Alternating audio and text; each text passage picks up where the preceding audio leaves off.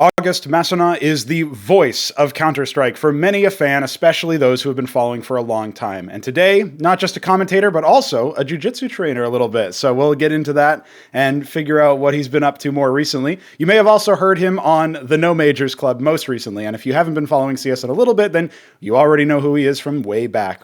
Semmler, thank you very much for joining us today, and welcome to the No Frauds Club. Today we're going to be talking all about your career in the past and just in general, some of the things that you've been up to, some of the things you've been known for, especially, and you've got character, a kind of character you don't really see too often in the CS talent space. I think like everybody's got their own theme, but they're still working through it now. I would say the most recent talent on the come up, they've had to make a name for themselves differently, and I think that was a little bit challenging. And when I went back and watched a lot of interviews that you had done over the years, or just podcast appearances, one of the things you repeatedly said about commentary was that you were constantly looking to try to push the commentary into a different angle, into a more conversational one. I think you described it as more loose and less staccato, less set in their ways, right? Can you talk to me a little bit about how you feel that has gone? Because I think it's been a success looking on the outside and trying to trace back the lineage of Counter-Strike commentary. But do you think you've been successful in trying to impart that for most commentators, not just yourself?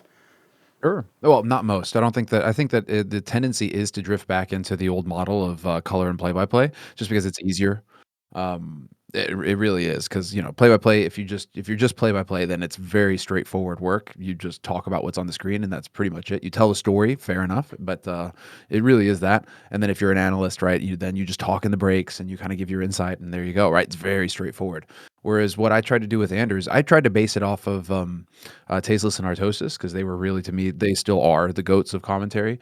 I mean, they really just set the bar so high. They really showed, what's possible in terms of adding comedy, injecting comedy into commentary, and injecting that kind of conversational style where it's just two friends watching a game together, horsing around. And then, they would still have their role where Tasteless would do the play-by-play and Artosis would do the color, but there was definitely a lot more, it was more of a gray area with them, where it felt like there was a lot of conversation going on, not just, the rigid commentary style. And so when I started casting with Anders, when I started casting with Anders, I really wanted it to be that was the goal, was to get close to Tastosis, to figure out okay, can we make this style work? Do we know enough about the game to be able to add analysis to it as well as play-by-play? Because we can both get hype. Now it's a matter of, bringing the knowledge to the game. But, at the time, also, I felt like we were just watching everything. And so just the sheer amount of Counter-Strike that we were consuming allowed us to just bring enough color to the match that it was fun to listen to, and it felt like people enjoyed it, right?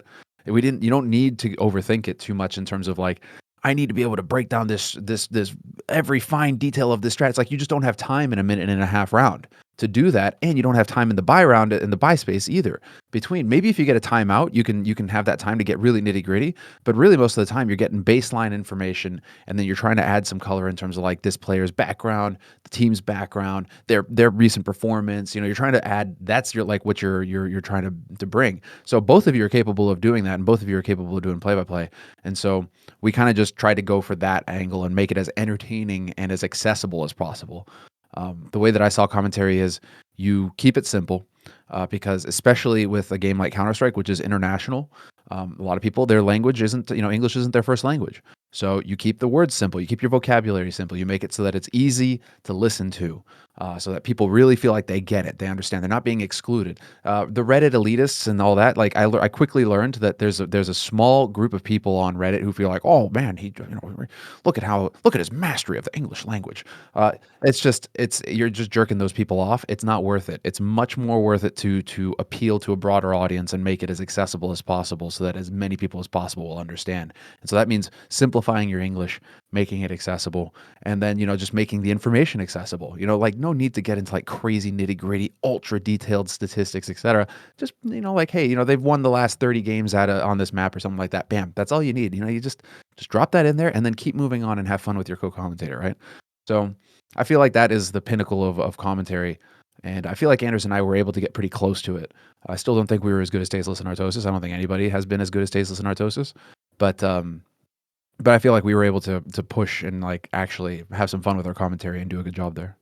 Well, I'm a longtime Brood War guy, so we'll definitely come back to Tastosis. But I There did you want to go. talk a little bit about one of the points you raised during your talk about the commentary style and the fact that people have this tendency to go back to this rote, like the round is going, so play by play will talk, and then the buy round is here, so the color commentator will come in and shade in some depth. One of the things that I noticed when I was studying commentators back in, I would say about a year ago, I went back and I looked at HenryG and Sadokist, and everybody, practically everybody who comments on these things, and maybe this is also a sampling of the Reddit elitists, as you mentioned, they all say that these guys were the best commentators that we had. That, for example, Sadokist is like the number one, the goat in that respect of just play-by-play commentary, but wordplay as well. It's almost like a direct counter in some ways, although I think you'll probably be able to shade in why some of the details that you just brought up apply to him. It does feel like he was the opposite in that respect. He was like the showboater. They both were really showboaty in that respect, but in a way that, if you had a grasp of the English language, as long as you could understand the words that they were saying, they threw a lot out at you. So what would you say to like, where do they rank in that respect? Like, how do you feel HenryG and Sadokist worked out in the CSGO commentator space? Do you believe that they were really at the heights, like the Mount Olympus, so to speak, or do you think We're that maybe they excellent. were a bit different? No, they were excellent. Don't get me wrong on that. They were definitely excellent commentators. Were they as good as Anders and I? No. But but that's for a different reason. Like they stuck to the old style. I think our style was more accessible and more fun for people, and I think people were able to relate more with Anders and I. The way that I went off of it, like again, Reddit just they turned against Anders and I because we had been at the top for so long that we got it's just grass is greener on the other side. And so, something good comes along. Oh, they're the best now, and it just moves on. And the thing is that it's cyclical. You learn that as well when you're in this kind of space that it just comes and goes. Like just look at the recent few years of me in CS:GO, where it's like they hate me, they love me, they hate me, they love me, and it just goes that way, right? And I'm not doing anything necessarily different. It's just, well, I am a little bit more outspoken these days, and I do tend to like be a bit more honest than I was in the past on certain topics. But the reality is that people, it's just they'll you don't need to do any. You could literally do the same thing day to day, and they will hate you or love you based on like whether they woke up on the right side of the bed or the left side of the bed that morning.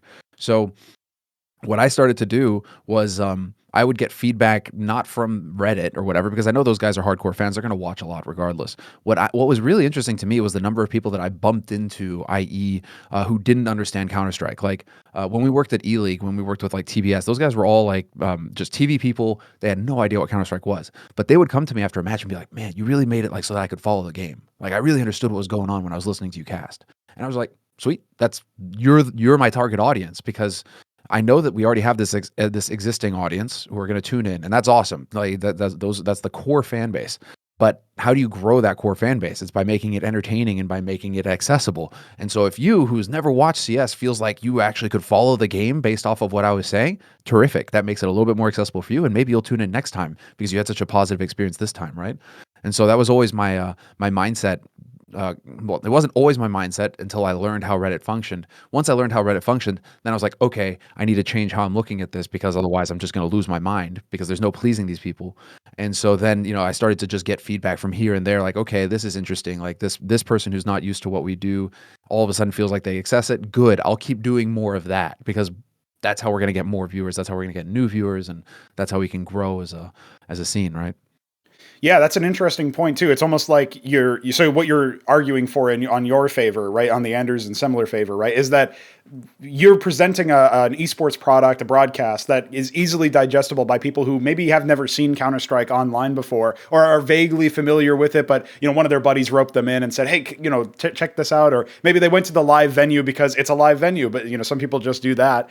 So would you say Or the then that primary thing is just the majority of our audience aren't English speakers, nativity, natively. They aren't native English speakers. They learned it as a second or third language. And so here in Sweden, right, there's some excellent Swedish commentators. Slope is one of them, right? They do a Swedish broadcast and he gets good views. But at the same time, a lot of the feedback is like the Swedes are just going to tune into the English stream. Like there are populations that they speak good English, right? They do speak well and they understand. But I feel like the majority in Europe, if they're tuning in, they don't necessarily speak a fluent English, and so you want to try and just make it as accessible as possible, rather than make it very fancy in order to appeal to a small minority of vocal fans who are on a message board, right? And those fans count. Don't get me wrong, but you have to learn how to balance that over time, right? And I don't feel like that gets well, it's instant feedback for the tournament organizers, and so that's why I say that they matter, because if a producer or people, because I've seen producers in the past literally take direct feedback from Reddit and say, this is how I'm going to run my show, I'm going to listen to Reddit, right? That's just like, that to me just blows my mind, because it's like, okay, then you have no vision for your product, actually. Like, you don't even know what you want for the show, so you're going to take total strangers who have no experience with running shows, you're going to take their opinion, right? Like, madness. But when you realize that that's the case, so you have people who literally operate in that fashion, it's like, okay, you actually do have to take Reddit into account to some extent, or social media into account to some extent, but only to some extent, right? You just factor it in, but you have to realize there's the bigger, broader picture that has to be taken into account. Exactly. So yeah, this is an interesting point too that we can touch on, because there's a point where it's not just some snooty elitists on a message board that have watched every game, and so Awesome they have fans all of too. these I know I things. may sound like Oh no, I'm no, putting them down a little bit, but like, yeah, no, there's awesome fans there too. It's just that there are also, like, if you trace a lot of the negative hmm comments, oftentimes it's the same person. yes, yeah, And so yeah, you think like, oh man, it's like all these people hate me or something. And it's like, no, it's one guy who's posting 10 times. Every time he sees your name, he has to post and he has to hate you. So once you figure that out too, you realize, okay, well, I can put this into perspective as well, right? Sorry, yeah. just giving you a little insight there. Didn't Sure, mean yeah. to Well, I wanted to distract. ask a little bit about how you reached the destination that you did, right? So you were talking about how before you fully understood how Reddit operated and how some of the people were like that on that site, you had a bit of a different outlook as far as like taking in feedback from the public, from social media, perhaps. When I went back and I watched a more reflective interview that you had done, you had mentioned that after the olofboost incident, where you had gotten swept up in the moment, if you can cast your mind back, you mentioned that you were super excited and exuberant about it, and you were like Awesome. celebrating, right? It was an epic moment in Counter-Strike, really defining in that respect. And then you had to think to yourself, like, well, was that really the right move? These are some of the words that you had said. You were like, I'm not sure if that was actually right, and I had to think about my role. And can you talk to us a little bit deeper about that contextualization, if you can remember that far back? I'm interested to know how you Remember, and if felt. Yeah. like, it's one of those moments where, knowing what you know now, you would reach back, if you could reach back through time and smack your younger self, you would, because I would just be like, listen, people react to what is real. They see through bullshit. They can sniff bullshit a mile away, and so you have to just give. You can't sugarcoat it. You can't overhype anything, because they can tell if you're overhyping things. They can tell if you're fake. So you really just have to be in the moment. If you're having fun, you're having fun. If you're feeling the moment, you go with it. And what was happening with Olaf, I mean, that was so sick. Like that, I am completely against. When I found out the decision that they were going to just turn it around, and I was completely against the ruling in the end, because I was like, listen, they pulled, like, this is how the game is played. They come up, the game is early still. There's all sorts of strategies, because it's not just even an abuse. It's like they found this strategy and held on to it for a very specific moment. That's ridiculous. That's so sick. And so that's why we were just blown away by how amazing what it was that we were watching, because it really was the culmination of just this perfect strategy that all comes together. It's the perfect storm, and it all goes in the favor of the Swedes. And then of course, we all know how it played out after that disaster. But because even the French team had a different variant of the same boost, so it's just, it was such a cluster. But I mean, I look back and I really do remember that moment. And it was so exciting to watch that match. It was crazy. It was fun to cast. It was awesome to watch. And if I could reach back and just say, if because I think I was worried about, I was a bit more worried about, oh, should we have been concerned, because there were people there, there were veterans there of the scene who were like, oh, that's horrible, they have to turn it around, they have to cancel the match, they have to do all this sort of stuff. And I was like, whoa, okay, do I need to be thinking about this differently, because these people who have more experience than me are thinking in this way? But and 9 times out of 10, your gut is going to tell you what the right thing is, and right deep down, like, well, actually, no, like, I should have just stuck by my guns back then and said, listen, no, I think it was a sick play, and it was a sick strategy. They made it work. It worked out wonderfully, and there we go. That's the story. So even in your explanation of that, your rundown, you mentioned that what gave you pause was mostly the veterans then, because when I had first heard Sure, back 'cause I about wasn't a that, veteran then. right, exactly. And so in that respect, it's like it's not just the social media, it's not just the the message boards, it's also the fact that like some veterans around you who maybe you look up to in some respects, right, who have been around in the game a lot longer, are saying, yeah, actually this should be gotten rid of. Obviously it's been some distance now. You just mentioned that you don't think that that should have been a decision that the TO did. Do you feel like we were essentially like, it's hard to say because Fnatic were an incredibly successful organization after that anyway. So, but do you feel like there was an element that soils the history, or is it just sort of like set in stone as like, well, as bad as the ruling was, it was still an epic moment? Like, what is your take, sort of historically speaking? Competition. Yeah. Sometimes you're going to have rulings that just go against you, and that's just the way it is of the world, right? That's the way of competition. A ref sees something, maybe he missed this key piece of information, maybe a ruling comes along, it doesn't go your way, but as a competitor, you have to keep you have to keep rolling with it, and that really is a testament to just how resilient that Fnatic team was. I mean, they were despised. They people were booing. It was when they were walking out of there, it was brutal. Like the players didn't leave their hotel rooms. I saw Devil walk at the bar, and he was just angry drinking basically, because for him he was just utterly furious, just devastated at what was going on. Because for him, like for the team, they're just thinking this is it, we've won. Like it worked. It couldn't have worked better. Our wildest dreams, the strategy couldn't have worked as well as it did. They legit thought that it would be figured out in 2 to 3 rounds, and that they'd have to fight their way back from there, right? Because it's just you're getting shot from this place, blah, blah, blah. But the way that it all worked out, for it to be as effective as it was, as far as the Swedes were concerned, it was just a miracle, right? It just all worked. It all came together. And so, I mean, Devil Walk was devastated. The players were devastated. So to see them be able to work their way through that and still come back and dominate, I mean, you can't take anything away from that Fnatic roster. They were utter monsters. I want to talk a little bit about other TO rulings in that respect. So it feels like after the pandemic began and after all the lockdowns kicked in, basically a lot of tournament organizers and a lot of other establishments lost their mind. And for the sake of this conversation, I think we'll probably focus a little bit more on the TOs, but to the extent that you feel comfortable talking about it, I'm curious as to what you think, because one of the things that you had publicly stated recently is that you would not be interested in working with PGL, who are currently running the major in Antwerp, until they change some of their policies or until something changes on there. I didn't know if you wanted to elucidate any more information about that, shade in any more details. Sure. I mean, it's very simple, and I thought it was obvious when I tweeted. And I haven't gone back and changed the tweets because I still think it was obvious in terms of what restrictions we've been living under for the past 2 years when it comes to events, guys. It's all of these masks and tests and vaccine cards, vax passports. This country needs them, this country doesn't.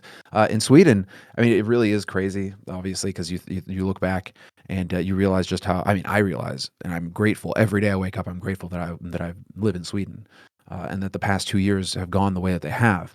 Because we had an enormous amount of freedom in Sweden. I mean, they hardly shut down anything at all. They're, as far as I'm concerned, as far as I'm aware, they're one of the only countries in the West that actually respected their constitution and the laws of the land. You could go on for days about that, but you realize, it's just, and also what made me realize, like, I think this is just has to do with human nature. For whatever reason, I was just never scared of Rona. And it's not, I don't know why. It's just, I heard the news. I was like, okay, cool. We're going to the studio tomorrow, right? I never was worried, never scared, never concerned for a moment about Rona. And so, but for some people, it was just devastatingly, they like, I have friends who would not leave their apartment for months on end. And for no reason, like we've gone through experiences together. We've done things, like years of experience, blah, blah, blah, right? And then just this one thing is just, I think one way and they think another, and I can't think of any reason why that is, So that was also a learning experience in terms of just what, just human nature, how people react to different stimulus. It's been a wild ride, and it's really hard to understand sometimes because, I just don't think that way. But when it comes to so this is all kind of bringing it together where, Silvio made that statement last year where he said that, going forward, all of his events would require a vaccine passport. And I'm just sitting here thinking, listen, okay, you're making that at the end of this 2 year, everything is winding down. All the trends are winding down. All the science, they keep saying respect the science or whatever. All the science is pointing out that this thing is winding down and that we're working our way through it. And so we can actually get back to some degree of normalcy. We don't need to keep going with all of these restrictions and mandates, et cetera. And here is a guy who's saying, oh no, we're going to go forward this way in the future. And I'm just thinking this is utterly ridiculous. And so the Stockholm Major, we could have tests, right? And so you could just test and you'd be fine. You could keep working, no problem. And the same in Copenhagen. And you could always just test. And so we've all just tested and done our thing. But going forward, it was just like there were going to be these restrictions in place where it was 100% one way, and I didn't want to take part in it. I didn't want to have anything to do with it. I think it's mentally unstable to think that way, and also just morally corrupt. And I just don't want to have anything to do with it. So that's where it was. Where I got the offer to work to work the event, and I was like, yes, let's go. And I had an idea. It was like it was going to be good. And then they came back and they said, oh, but these are going to be the restrictions. Then I just said, no, I'm sorry, I'm not going to take part. It was that simple. It wasn't some throwdown whatever. It was just like, no, that's just the way it's going to be. Um, and so that opens the door for other commentators, which is terrific because obviously we have a very deep talent pool in CS:GO, and I don't think that the major on a talent perspective is going to suffer because of it. I wish that they would dress a little bit better, a little bit more, dress up a little bit more. Some more button-up shirts instead of t-shirts. I would if I had my um, if I if I was going to criticize anything, that's probably what I would say. Is just like, guys, you're at a world championship. It's not an online tournament. Like this is the summum, the peak of CS competition. Please just at least wear a button-up shirt. But like it's still the show, and it's still going on, and good on them. But I'm just not interested in continuing on down that path. I feel like we need to just kind of move forward. Yeah, if anything, if nothing else, it feels like maybe we should have some more voices saying similar things from my perspective. Anyway, it's just been It's too so long. silly because I always have to say this as well, where it's just like I am like.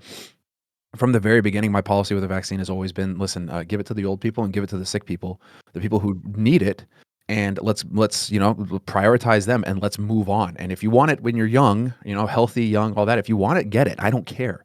Just let's not have mandates. Let's not force people who to take it who don't need it. That's where it starts getting a little bit unhinged.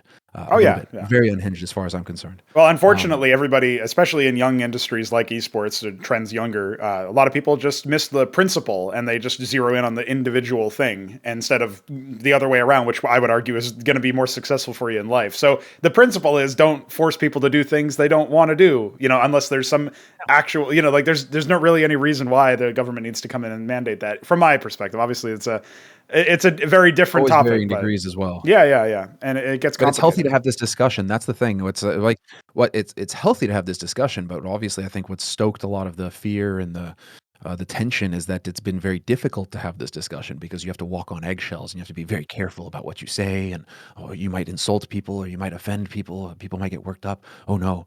And so it's always this constant walking on eggshells. And I don't know. Anybody who's tuned into my morning streams knows that I've been pretty vocal about my opinion for quite a while now. So it is what it is.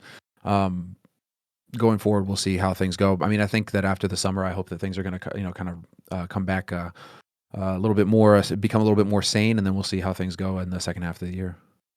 And talking of working people up, one of the things that I was really excited about at the beginning, before we ever heard of the word COVID, was Flashpoint, actually. And this is a product that had worked a ton of people up community-wise, but obviously the players themselves, if they were on the rare occasions that we did actually see those LAN matches where people were shouting. And I mean, honestly, like what I always go back to when I think of Flashpoint, the very first event, you guys even got Guardian to start shit-talking people. And that was incredible to me. So, like, can you talk to us a little bit about what, like, do you think that if Flashpoint, somehow imaginarily we don't actually have COVID, make up your own reason as to why it didn't happen, but... Yeah, go ahead. It was going to be something. Yeah. Like the players were stoked that were involved. There were teams making moves.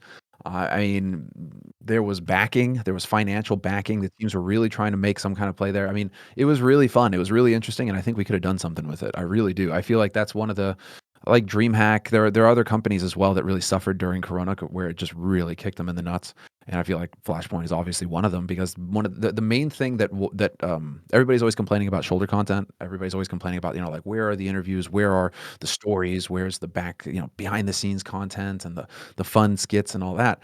And that's all Flashpoint wanted to do, was to create that shoulder content so that it could really show, like, hey, we can create the shoulder content. We can create all of this other stuff and really add value to the broadcast in a way that many other TOs aren't. And so that was going to be the angle. The only issue is that pretty much, I mean, we were the last LAN. We were the last LAN before the lockdowns began, and it just became impossible to do anything. And so all of those opportunities for content, the whole angle, the strategy of Flashpoint just falls apart. And, it hung in there for quite some time, all things considered, considering we couldn't even execute the business model that we were supposed to going into it. I mean, Thorin had all sorts of ideas. He put himself out there too, really just, saying that this was going to be it. And it's just that's how circumstance goes. And then you never know how much this then led into, Flashpoint falling apart, how much that led into Faceit then deciding to partner up with ESL. Because apparently they were already in discussions even before the buy. So like it was all over the place, man. Who knows like what the landscape looks like without Rona to mess it up, because now due to Rona, the scene, people say, oh, there's so many tournaments. It's like, no, it's contracted pretty much down to ESL and Blast, because PGL don't run anything. You do have Pinnacle, fair enough. There's Pinnacle as well. But I mean, it's pretty much just ESL and Blast. That's it, running CS now. The whole calendar is just them. So you don't have Faceit anymore. You don't have another big third one like we've had in the past, where there was almost always 3 tournament organizers, PGL, ESL, then there was DreamHack, and there was Faceit. And so, you always had like at least a variety, really competing for the space. Summit, although Summit was more like one-offs here and there. They weren't really, doing the leagues, but you had the leagues like E-League. Like I think the peak, I guess, probably was E-League, when it was E-League, Faceit, and ESL, right? You had 3 leagues dividing up the calendar, and then we were really getting into it that way. But now going forward, it's going to be very interesting to see, how CS goes, because it really is just going to be ESL. Blast only live because ESL allow it at this point. So who knows? Who knows what the future holds?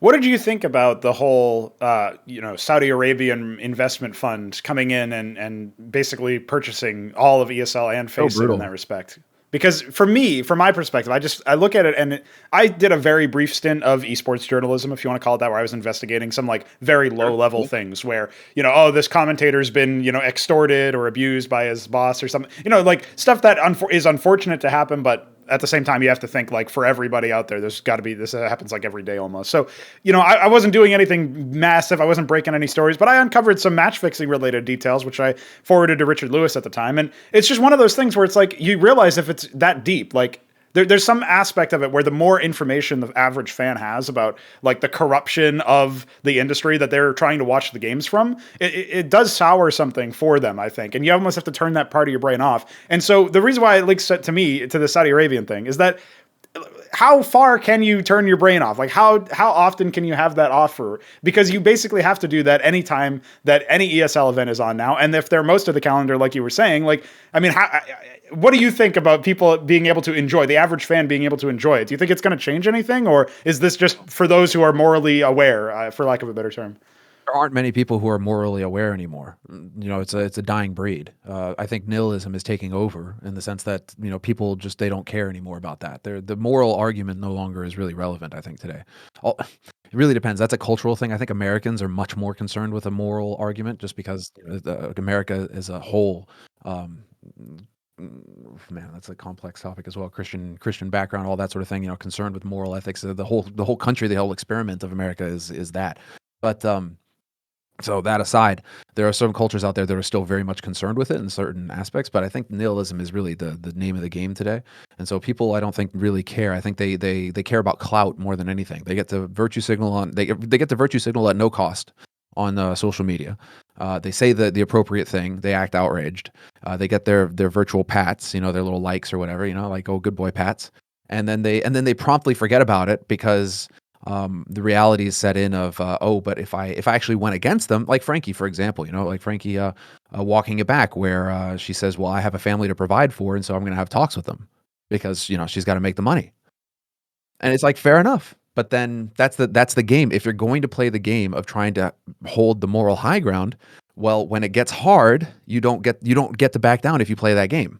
I mean, you do, but then you get called for it, right? As you rightly should at that point. You don't get to claim to be a moral arbiter, and then when exactly, the whole point is that it's challenging. The whole point is that in order to do it. So that's one line that I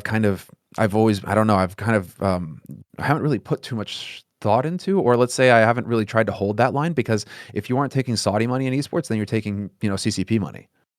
So, like, where do you go?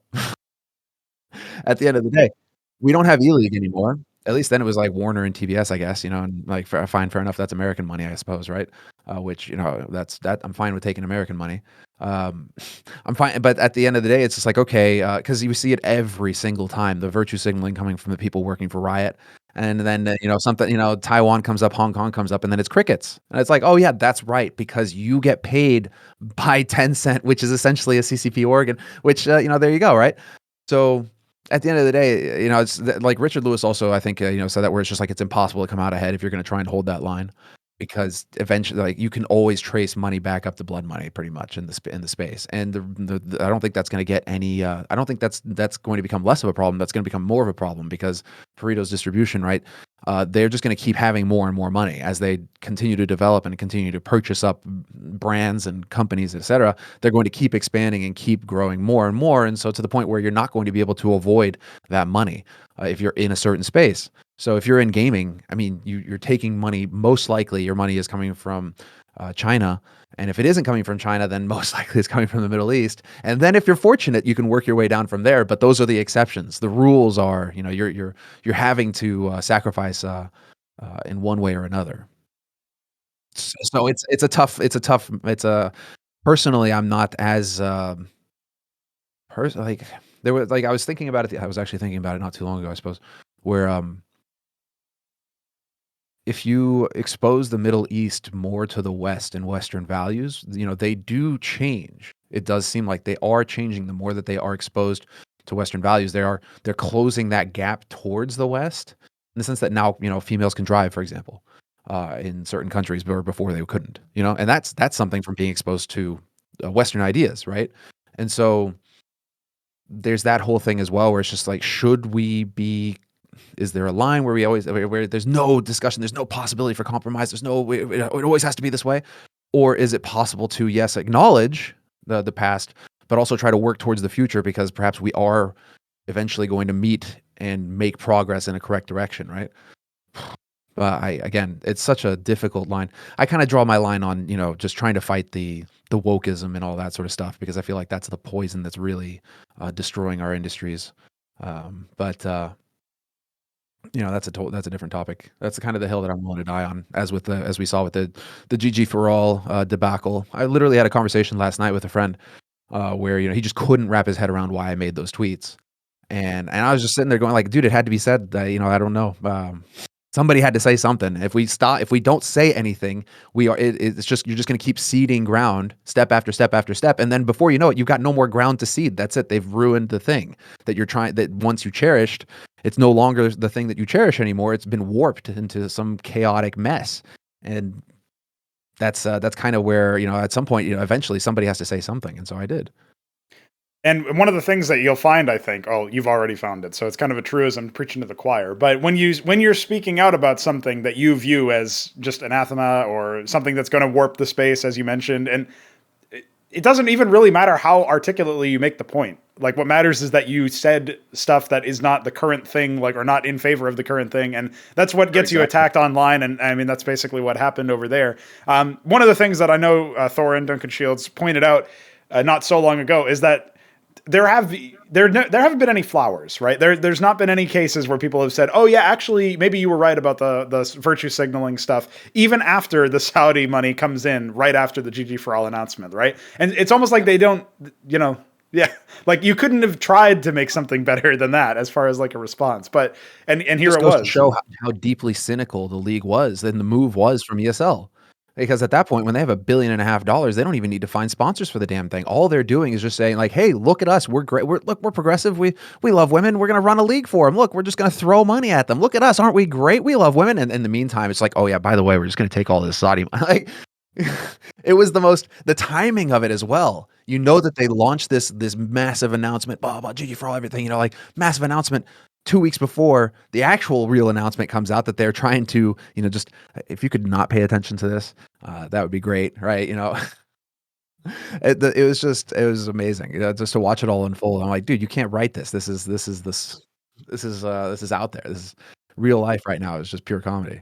Yeah, and it's also not even just that. It's like So you obviously you made waves on online, mostly on Twitter, but also, of course, all of those tweets get posted to Reddit, and so the social media outrage was certainly palpable. But then, I took a look, and I think the long, in-depth, nuanced conversation that you had with several people who were female competitors on your own YouTube channel, Yeah, Goose Creator and Vilga, they were yeah. awesome. Yeah. And, I was somebody who watched that, but it doesn't seem like the same number of people who were raging at Twitter or, like in your replies constantly. It doesn't seem like many of those people decided to tune into that one, right? And so it's one of those cases where it's time and, dime a dozen. Everybody's heard this before, but it's like recreational outrage or quick outrage. It's like, oh, let's just get through it and see what happens. So basically the point here, or the question I wanted to ask you about, is that, like, if you're one of the few people who are speaking out against the encroachment of what you described as wokeism, the whole like ceding ground analogy,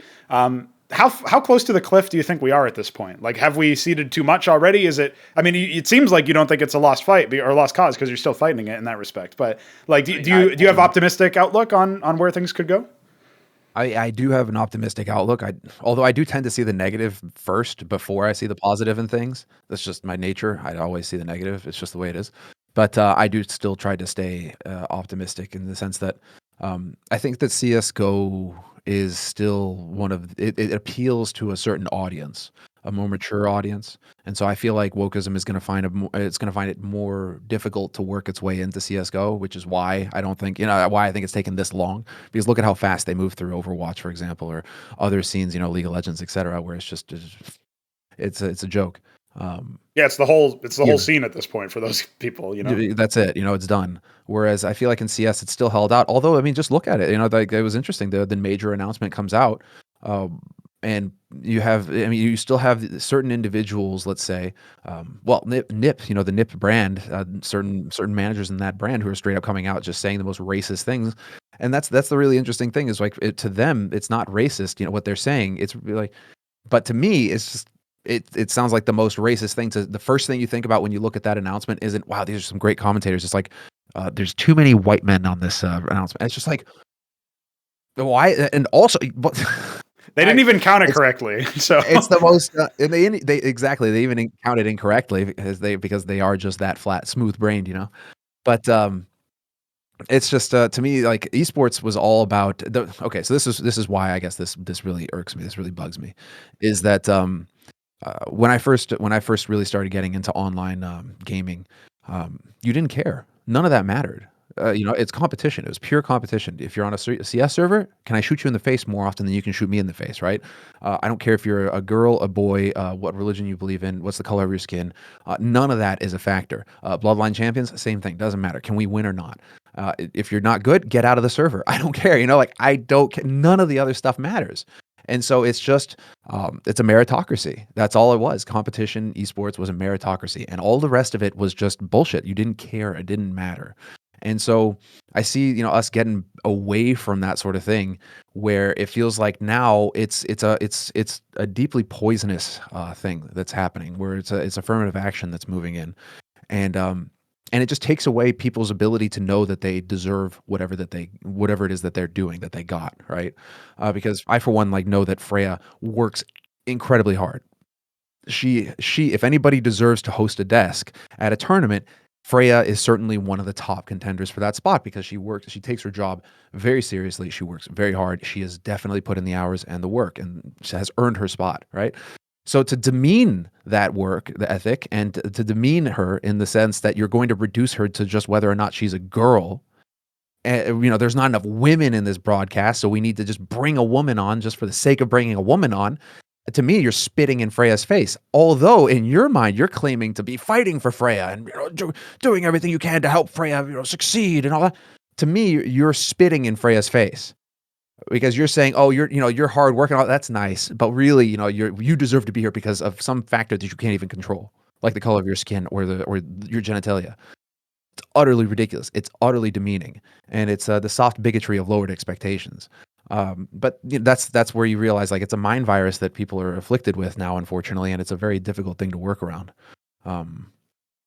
it's a very difficult thing to work around because you can show information and they cannot acknowledge that information anymore because it no longer aligns with the way that they view reality. And so really it's almost like where I believe it has to be like an act of God now for somebody to come to, like, the spirit or something has to happen where it's like something breaks through. And for me, I had a traumatic event because I used to be a default liberal as well, right? Like I used to think all of that. That used to be me. Like I used to think all of that. I grew up in Los Angeles, middle class. Like I used to think that way. I never questioned anything. It was always that. And some traumatic events happened, and that's what it took me to actually start questioning things. And all of a sudden, it was like, okay, now the ball's rolling, and I'm questioning everything. And I'm starting, and it's just, it all starts falling apart. Everything that I'd built my life on and my reality on, just starts crumbling, right? But that scares people. I mean, that's chaos. You can't, to walk into the chaos and to accept, like, I don't know where I'm going to wind up, but everything that I thought was real, I'm going to now allow to fall apart so that I can try and find my way through. That scares people. That's not an easy proposition to take. And so I feel like there's that. It's like self-preservation because it's such a difficult thing to admit that you were wrong or that you're being misled or something like that. It's not something that people are easily capable of doing. And also, I mean, there is the rationalization, the ability of the human mind to just rationalize everything. And so if you don't want to, you're going to find an excuse, right? Like, well, I'm going to take the Saudi money, but well, I have to feed my family after all. Like it's just there. There's all sorts of stuff. There's all sorts of stuff that you can pull off, right? Uh, What's really hard is to not claim the moral. What's really, it's just in no way do I claim to be a better person or anything of that matter. I guess what I'm saying is that I've just kind of I've made it to the other side in a sense, or at least I've started to see a little bit more. I've made it out of the cave to an extent, and and I'm just trying to find a way to bring people up out of the cave as well, right? Yeah.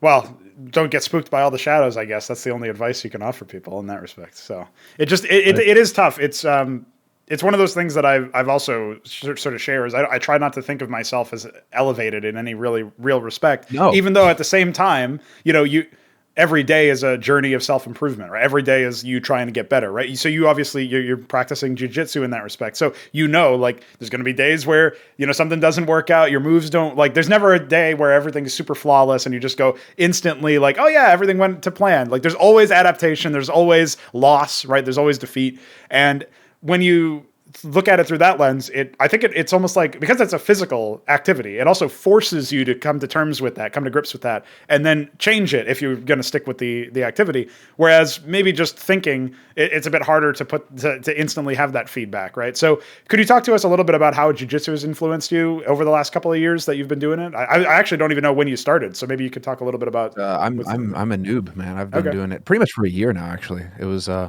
Flashpoint season 1. So no, that's false. Flashpoint season 3. Flashpoint season 3. Because it was right when things were starting to like kind of open up again in LA, and we were in LA for a month to do Flashpoint, and I was just like, listen, I want to do some exercise. I don't want to just do the gym, and I've been wanting to do jiu-jitsu for a long time.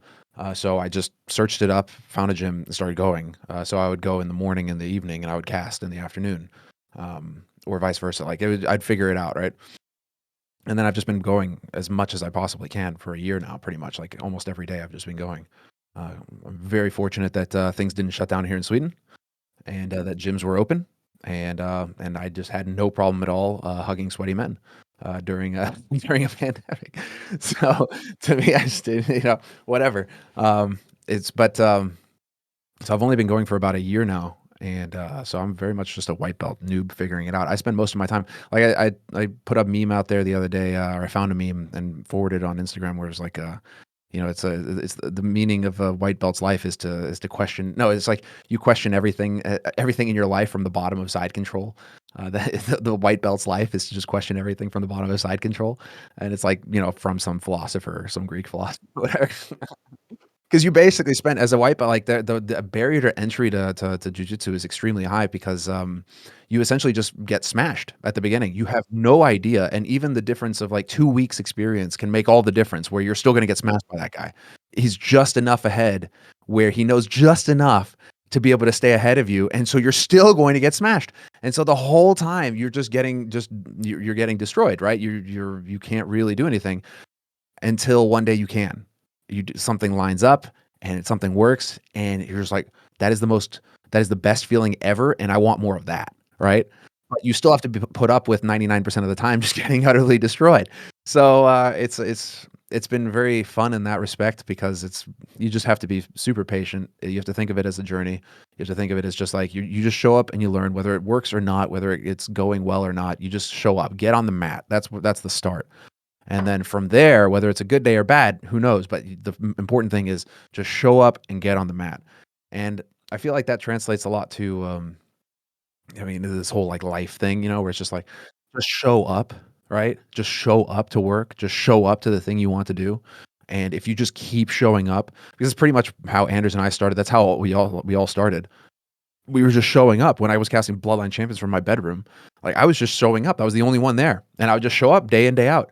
I figured out how I could go to work 2 hours earlier in the morning so that I could get out of work 2 hours earlier in the evening so that I could then cast the European matches because nobody was casting the European matches. And so that was it. I just went to bed, went to work super early, got out super early, came home, casted BLC all night, rinse, repeat, and just did that over and over again. Right? Like I don't know. I just showed up. Like you just keep showing up. That's the thing. And so Jiu-Jitsu is kind of like that, where it's like you'll have days up days and down days, but the important thing is to just keep showing up because it may start out that you have like a horrible day, everything hurts and you're feeling like crap, but then maybe you'll have like a couple rolls where whatever happens, everything just clicks and it's awesome, and that one thing you've been trying to get to work, and it all comes together, and it's just the most satisfying feeling ever because you earned it, right? There's no lies there. It's like you actually managed to make that work, and it's like lifting weights. It's immediate, instant feedback when something works well. You're just like, fuck yeah, awesome, right? It's the best feeling ever. So the reward is definitely worth the struggle.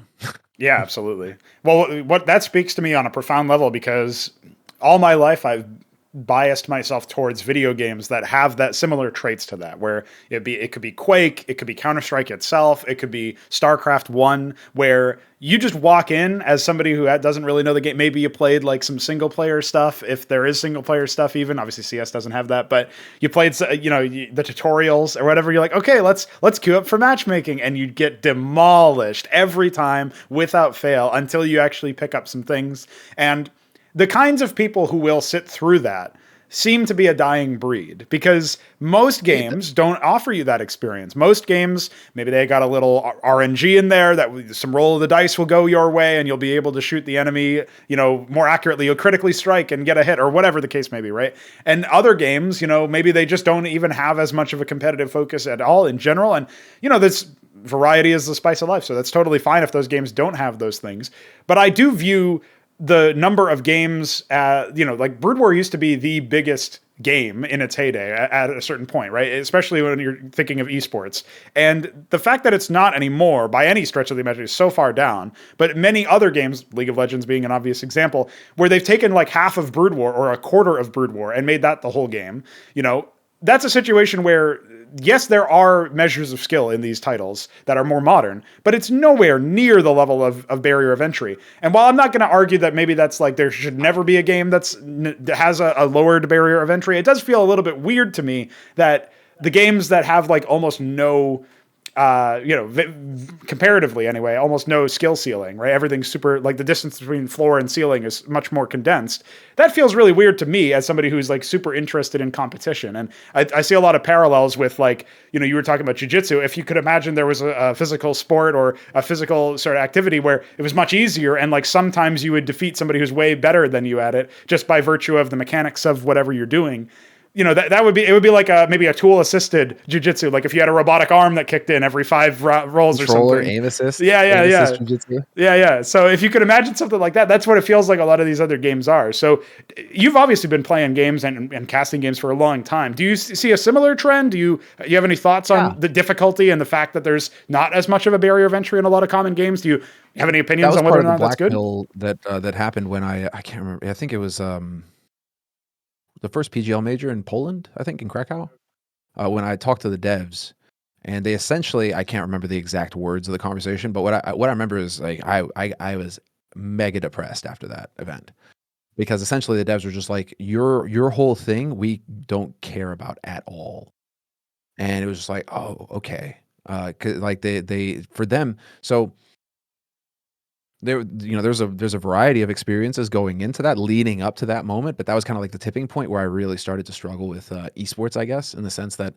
I really turned much more towards casting and my joy of casting and working with my friends than I did about the game or paying attention to the game anymore to the same extent, because I realized there was that shift where the competitive side, what makes the games interesting to us, is in no way, shape, or form interesting to developers anymore. Because for them, it's about the game dev has now become just a way to keep people in the game for as long as possible so they can spend as much money as possible. That's all it is. How can you get somebody to spend an infinite amount of money in some cases? Because some of these games, it's just it never ends. The amount of microtransactions that you can have. So that's once they figured that out, that it's not about making a wonderful game and making a statement and maybe making it just an impossible game to beat, but whatever, you're going to make it because that's the vision for your game. That's what you want to do. All those sorts of things, right? Like that's not it anymore. The name of the game now is to figure out how you can walk that line where you make a good enough game where you can sleep at night as a game dev. But in reality, behind you, you always have that market pressure of like, well, what's your battle pass going to be like? What are the items going to be like? Are you going to sell boosts? So like, what are you going to do? And that's just the reality of gaming now. That's why I've been pretty turned off by gaming in general. And CS is a little bit the same, obviously, because they have their operations and they have their skins and they have all of that sort of thing. Although the skins I felt were I was like okay with it at the beginning, where I was like, okay, it's just skins. It's just it's a game, and they keep paying attention to the game because the skins are making a tremendous amount of money for the game, but they're leaving the game itself unmolested, at least at the beginning. and then even they started to do it. The economy changes, like they started to make those changes where it's like they're also trying to, make it a little bit more forgiving in game, make it a little bit more accessible. Like they start making those steps too, and so they start they start walking it back a little bit too on the Valve side with CS:GO, and so I still play CS:GO, I still love CS:GO, I still watch CS:GO, but that's it pretty much. Like now, I've pretty much stopped most other games apart from like when I have time and I just want to turn my brain off. I'll play some Risk of Rain because it's just a fun game to like have. If you have a sick build, it's it's a really satisfying game, but. But that's pretty much it. Like gaming in general to me has just been turned off because it's all just microtransactions now. That's all I see, microtransactions, and yeah, not super jazzed about that. No, I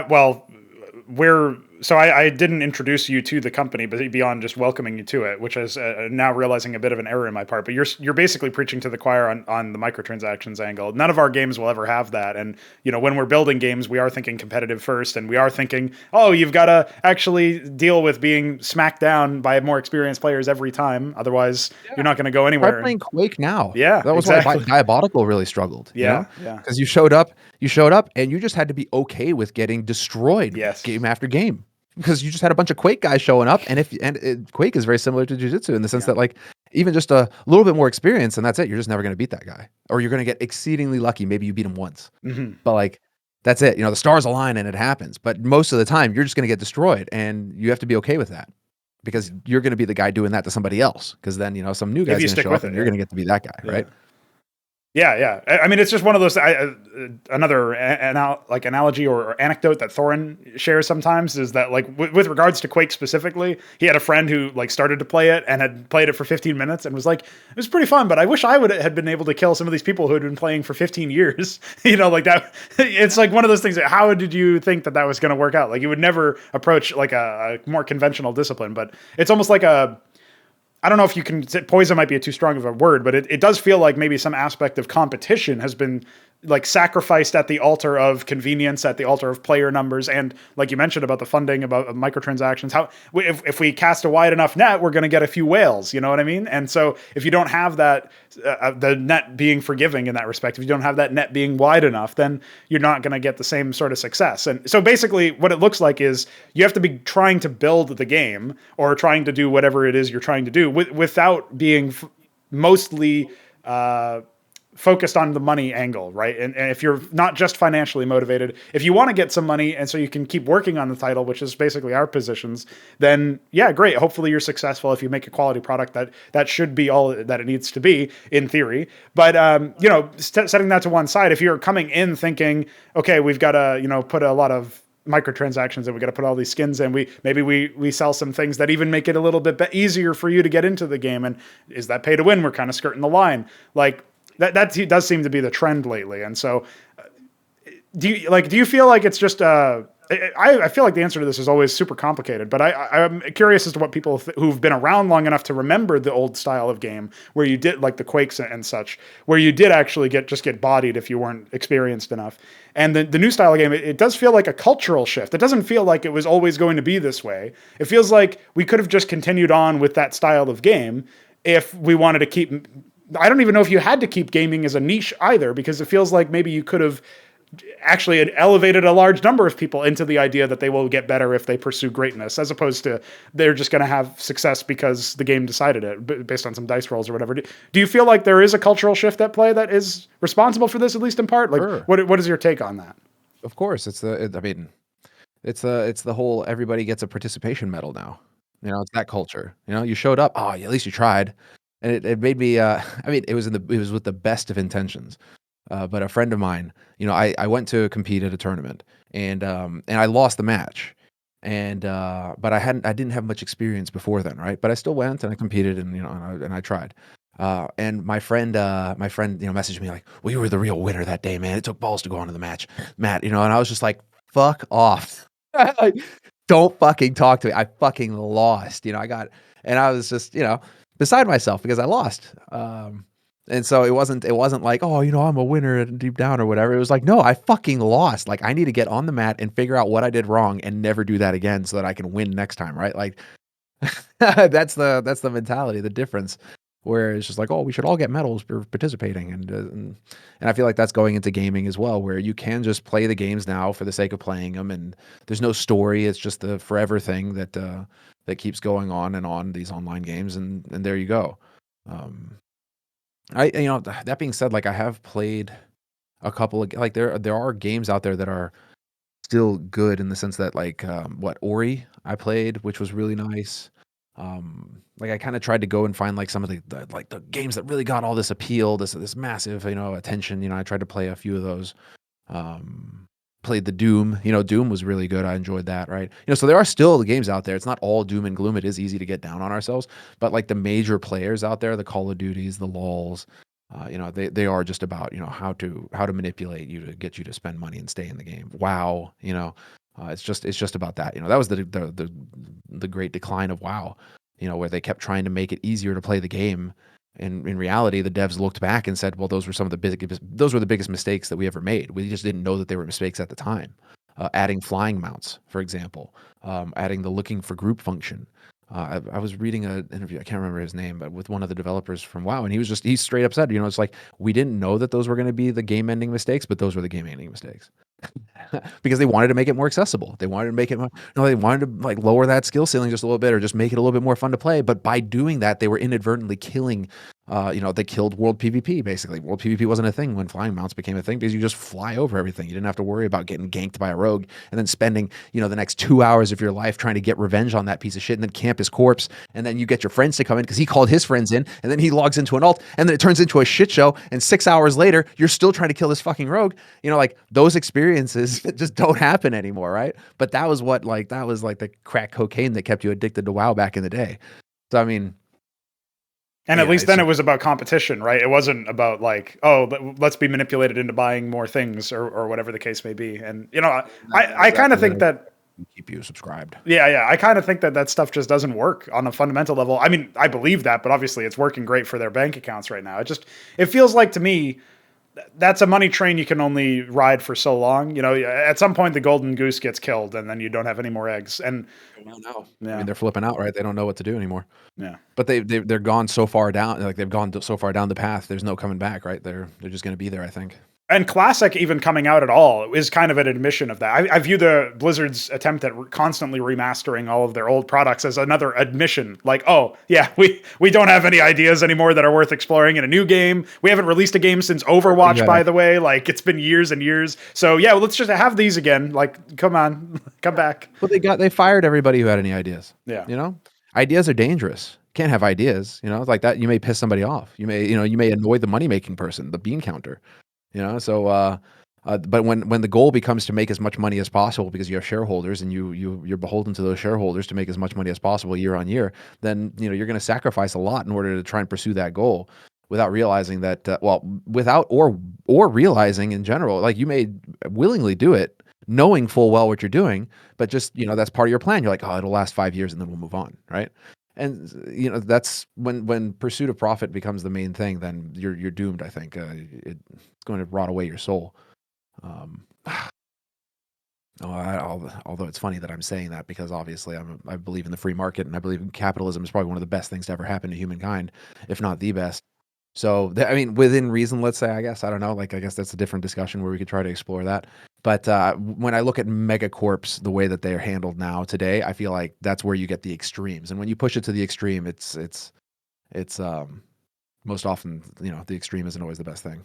Yeah, I like to imagine there's some sort of happy medium. Although, yeah, I don't know. Like, obviously, I probably come across as somebody who might be the people who are going to take a very uncharitable view of what my points earlier about like criticizing the developers for going in a much more money focused angle might say, oh, "What are you against capitalism?" But no, I'm with you on that angle, and I feel like really what I would at this point levy criticism at is probably the consumer base themselves, because I mean this happens all over the place anyway. Though it's not as simple as just saying, how dare you give this company money for a terrible product? It's also like the product themselves, if that's the only choice that you're exposed to, if they play their marketing angle right and you don't ever hear about other games that don't do this sort of thing because they don't get the budget from it. Yeah. So like maybe that's like a Pareto distribution, a cyclical circle that just keeps going in that respect. And that's how they stay on top for as long as they do. But if you want to go down that path, I mean, that's another issue that society is going to be dealing with going forward, is the atomization of society.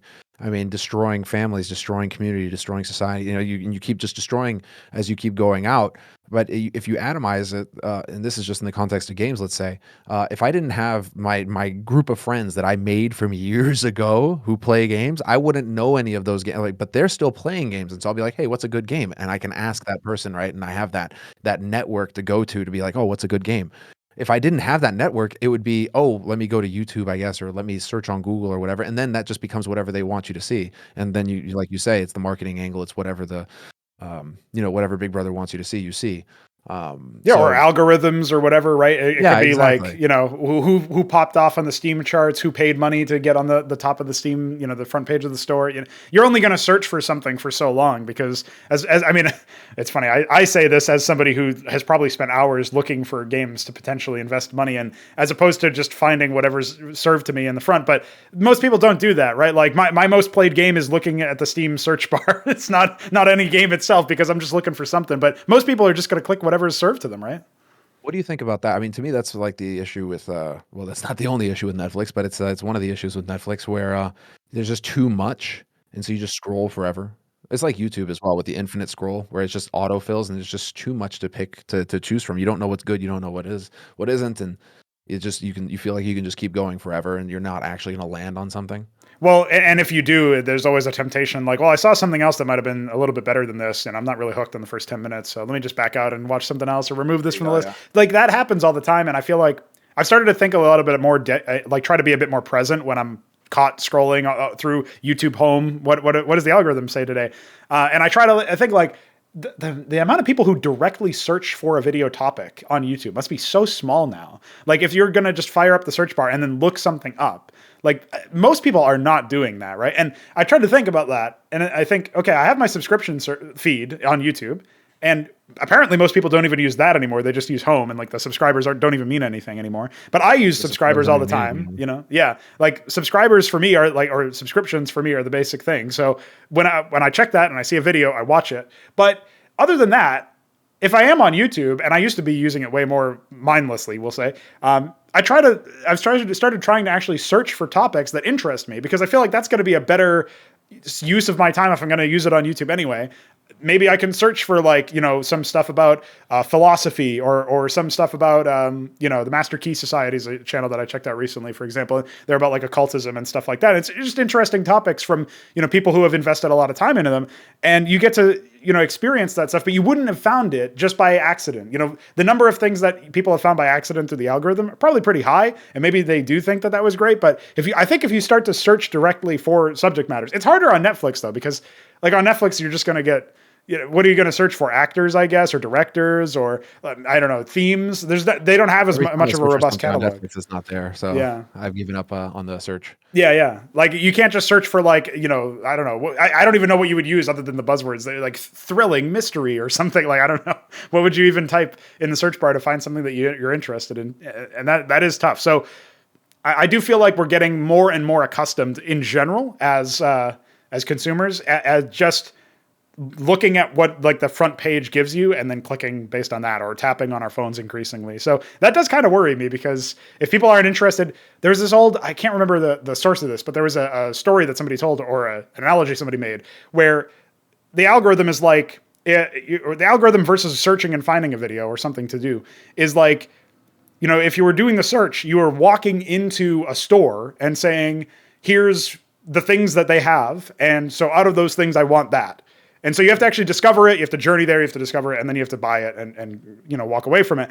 But if you look at Amazon, for example, if you're just shopping for whatever reason, or more relatably, YouTube or Netflix, like if you're just getting whatever they give you, you're actually being robbed of choice in that respect. You haven't actually made as rich of a choice as you think, because the options have been curated, and that's what worries me mostly, is the fact that like, something that the engineers at these companies themselves don't fully understand, because it's been machine driven, machine learning and all that with the algorithms.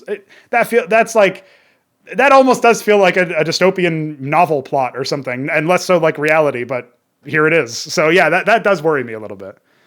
The reality is that they're creating algorithms that know us better than we know ourselves. Yeah. And that's where it starts. It's like, this was years ago, right? But like where they start sending, with like online marketing, where they would start sending, catalogs for maternity care products to households before they even knew they were pregnant, stuff like that, where it's just like, okay, that's interesting. That was years ago. Like, just imagine where they're at now in terms of depth of knowledge on each of us based off of what we click. And it's not even what you click. It's like what your mouse hovers over. It's just like, there's all sorts of crazy information out there now that they're able to build on. And well, then that's also, yeah, exactly. If you're just living on the homepage, then yeah, you're allowing them to curate your reality at that point. And then sometimes it's nice, because sometimes there are particular people like Victor Davis Hanson that I'll listen to every single interview he's ever made or every speech he's made. And so it's nice that, maybe it doesn't pop up in my subscriptions, but it'll pop up on the home feed that he recently did an interview. And so I'm like, okay, fantastic. Yes, please, more of that. But then there is definitely those days where I'm just like, that clearly I'm not interested, and the algorithm doesn't know what to give me, because it just starts popping out random stuff, because it's just like, listen, dude, you've been scrolling for 2 minutes now and you still haven't found anything. Like, we're just going to start swinging for the fences here. And that's, it still hasn't quite got there. I mean, the future of it feels like it'll be some sort of machine learning driven software, which doesn't just give you options that humans have made, but it's actually going to start making its own stuff. And then that gets really scary, because we're already there though, man. Yeah. Like, don't you think we're already there? I mean, I think they just leave that on autopilot for the most part. And then it's just a guy who has to come in and like poke it every now and again. Oh, as far as generating content that people through AI, it could certainly be. I mean, I saw that there were like they were automating some sort of news posts on some websites a while back. They were testing out some AI driven journalist replacement. There's a whole genre of art now where they give a prompt, like a word or a sentence, to an AI, and then it generates art. It generates something. And there are some, it was amazing, because they had to tell you an AI made this, because it looked like an art gallery. It looked like a picture. And then in the subtext, it says an AI made this off of a single sentence prompt. And you're just like, okay, then what is reality going to be in the future when they can just start creating? It's going to get wild. At this stage, where some of those can get pretty crazy, and I feel like that's the closest we're ever going to get to art made by an alien, like in our lifetimes. Like, that's what it feels like to me, man. I'm a super sci-fi guy, so when I see that, I'm like, oh, yeah. Dude, imagine if this, like, you're basically looking at something that, I mean, it's not even fully conscious, so it's even like deeper than that. It's like if you literally had a life form that like automatically created art as its thing. That's basically what this is. It's not life as we know it normally. It's not biological, but in the software's equivalent, like that's the closest thing that I can think of. So in some ways it's really cool, but in other ways I don't know where this ends, man. This could be like one of the conversations I had earlier in this channel's history was with the guy behind Accursed Farms, Ross Scott. You may know him. He's author of Freeman's Mind, a popular machinima, and he thinks all sorts of stuff, interesting things about AI and all this other stuff. And one of the things I mentioned to him is like, eventually I'm trying to be this visionary game developer. I've got all these crazy ideas I'm trying to unify, and maybe it'll work, maybe it won't, but eventually there's going to be an AI that can just do that. Like everything that I'm doing, they might have maybe I have to prompt them for the idea, but they can do the programming and they can do the art and they can do maybe the sound design as well. We've seen like AI reconstructions of Joe Rogan's voice, for example, like all sorts of crazy stuff. So if you can do all of that eventually, you can actually bring it under a banner of like an AI created game. Some games already feel that way anyway, in a negative sense, but there's going to be a point where like even my job as a creative is obsolete, right? And that is, I don't know what humanity does after that. Do we all just plug in and just say goodbye? Like, the big question, right? Where, like what is it that we're going to wind up doing? Because more and more jobs get outsourced, and then more and more, it used to be that you would be able to do certain jobs, and then now, that's shipped off somewhere else, and then it just keeps getting shipped off until eventually you're gonna.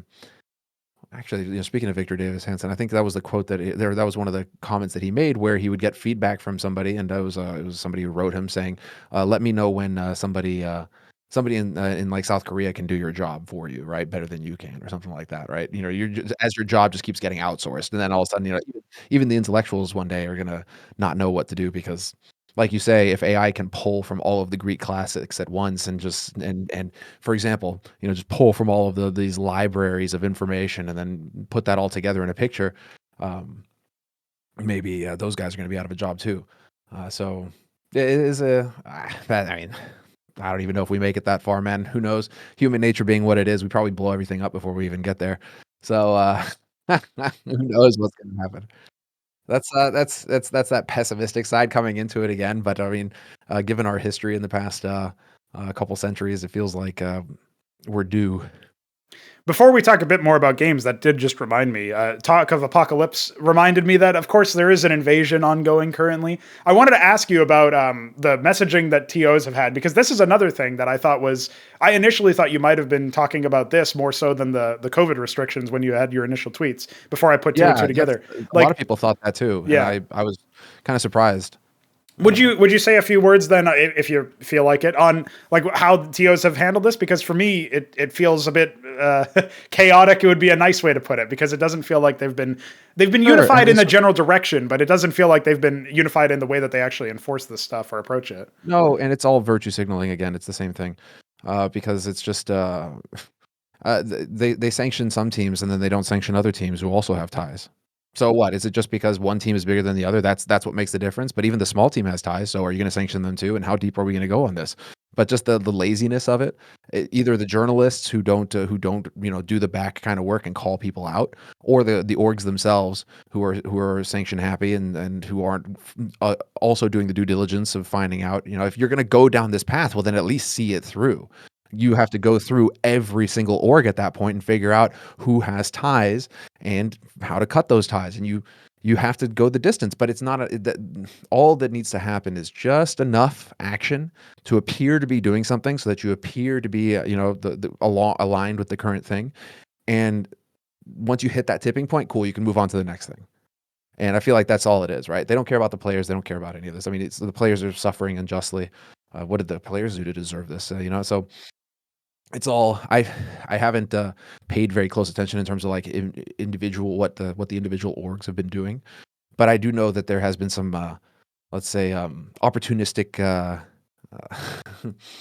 taking advantage of circumstance to appear one way, when in reality it's a totally different situation, and you're just twisting it.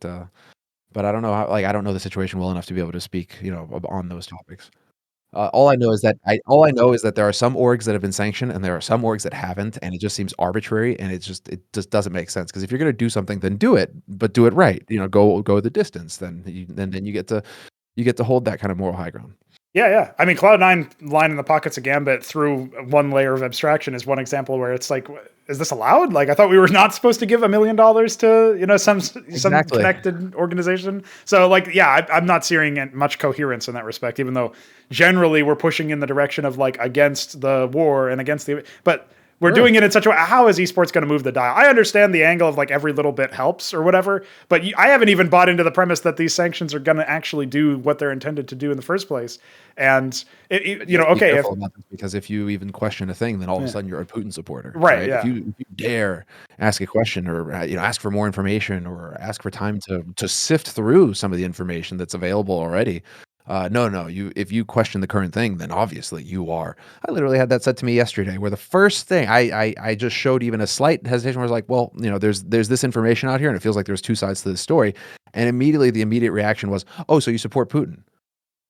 And I was like, what? How did we get that? Like, because I want to ask a question and I'm not blindly following along, that means that I am obviously it's the most ridiculous smooth brain sort of situation that we find ourselves in. But I don't even hate the people. I my opinion now of how this works is that we're dealing with the fallout of okay, I'll take this from an American perspective because the American public schools are utter garbage, and having been a product of one, I've spent a few years there. I saw private school and I saw public school. I got to see both sides, and having seen both sides gives me a little bit of perspective. But really, like I think the reason why we're seeing like this perfect storm of everybody just going together in the same direction is because you're dealing with decades of being trained from a very young age to only respond to the person of authority at the front of the class. And whatever that person says goes, and you're not allowed to question it because hey, if you question, you might be risking your grade. So, you're encouraged not to question. You're encouraged not to. And I know this isn't the same everywhere. Some French schools, like, for example, some schools they still hold off on that and they still encourage critical thought. But most schools, at least in my experience, what I've gone through is you learn the material, you pass the test, you promptly forget the material, and you move on. You collect your good boy, certificate, and then you move on to the next thing, right? That you're supposed to do and go down that path. That's my experience with it, and I think the reason why we're seeing a lot of the way people are reacting now is because they've just been trained from a very young age to just respect authority, don't question authority, go along with it. Because if you're a person of authority, you clearly know what you're talking about. Because if you have credentials, then you know what you're talking about, and then there you go. Okay, good. He said that. Great. Okay, cool. That's good enough for me. Let's move on. And that's a problem. Like that's why we're having the problems that we are today is because there's too many people who just accept the thing, and then if you turn out to be one of those people who doesn't accept the thing, well then clearly then you must be an enemy. You must be, that you're also trained to immediately swing as far to the other side as possible at that point, and that person must obviously be the other extreme. And I don't know how we're going to bridge that gap or bring it back together again because I find it very difficult to have conversations with people now where they immediately the first thing is like they go to the extreme, and that's a hard like place to walk it back from, because there's so much ground to cover at that point. You realize you live in two different realities, and how do you even bridge those realities because there's so much information that you would have to cover to even get them to the point where they can maybe understand your reality that it's almost pointless. well, it extends deeper too because those who knowingly employ like are more aware of what they're doing and still employ that and still try to frame you as somebody who is now on the extreme side. It's like, Sure, for clout. well, there's that, and it's also unfortunately a very effective argumentative tactic because if you can Yeah. say that and then put them on their heels, and now they have to be like they have to waste all the time they would have had to explain or ask questions or go in more depth to say, actually, no, I'm not a Putin supporter in this case, in this example. No, you're what Prager says it like a sex herb or whatever, sexist. Oh man, I don't know what the sexist, racist, bigot, homophobe, all that sort of stuff. You know what I mean? Like he's got an acronym now because he's been called it so often. Because it's so easy to do where you can just say, oh, well, that's a racist thing to say, and then that person has to, like you say, spend the next. You hit first, and then they're the ones on the defense. And so long as you can put them on the defense, then you're in a winning position because then they're instead of actually challenging your argument or working through your argument or having a constructive conversation, they're having to waste time and energy defending whatever thing that you threw at them. And because up until very recently, being called a racist was probably one of the worst things you could be called in our society. That's obviously like a great go to now because you just throw that out there and that person, feels like, oh, I have to, I have to reply, right? I have to defend myself. It's a very effective tactic. You're right. Yeah, and it's one of those things. I think helping decoupling from social media probably helps a little bit with that because for one, you see it Certainly. less often, but also you like. It's one of those things I've realized is that before I was interacting with people in my area, like physically as much, like just being there in the same place, right?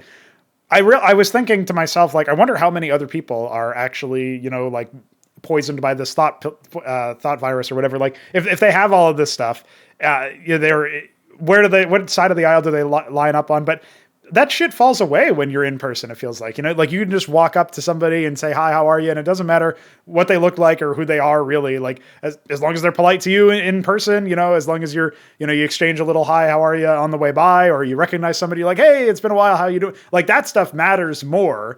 Even though it's fleeting, it's way less fleeting than somebody you don't even know on some, like with a picture that isn't even theirs on an internet forum, So Well, that's Tyson, saying the issue with social media is that it taught a lot of people to what was it? What was the quote to forget that what it feels like to get punched in the face, essentially, for showing disrespect. And that is the reality that you and I grew up with, I think, where we were young enough where it's like if you said something, odds are you were going to probably get into a fight, you know, and then that's just there you go, right?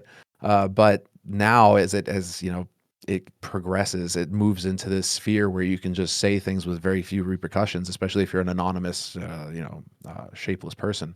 Then all of a sudden anything is possible, and yeah, uh, it makes for weird in interactions. absolutely, yeah. One of the things that I also think back on is so something that you had referenced when you were touching on the GG for all debacle and how that blew up on social media, but then people didn't really bother checking out the more nuanced side of it to see what you No, really just felt like instead of just what they decided you felt like based on their interpretation. You mentioned that back in the day, gaming and the internet broadly was not really about who you were in an like a identitarian sense. It wasn't about your lineage or anything about your characteristics physically. It was all about how you actually displayed yourself, whether you were skilled if it was in a gaming context, or whether you seemed to know what you were talking about, whether you had credentials or whatever the case may have been. And for like at the risk of sounding overwhelmed by nostalgia or something, it does feel like that era of the internet was way better than what we have now, just purely on the fact that you didn't even have to get bogged down in that. I do know that a common argument against this sort of historical reading, I guess you could say, is that if there was a lot of like people who would make fun of your voice if you were talking. If you were a girl, they might like shit on you for that. But I don't know. I haven't experienced life as a girl, so I don't know what it's like. But it feels like maybe you do get disproportionate amounts, but everybody gets their licks at this era of the internet we're talking about. And even now in games like Counter-Strike, which are a little bit more male dominated and haven't picked up all that stuff, it feels like that socialization, for lack of a better term, is always there. And it's like, you're going to get shit on no matter what. Like nobody's going to just be a hero in their own movie walking into the virtual, basketball court and like, they get hoops every time and everybody cheers for them. Like that never happens. You're always going to find somebody who you don't jive with on your team or on the enemy team, and whatever the case may have been, you're always going to find these like little petty rivalries that probably only last one game because maybe you never see them again.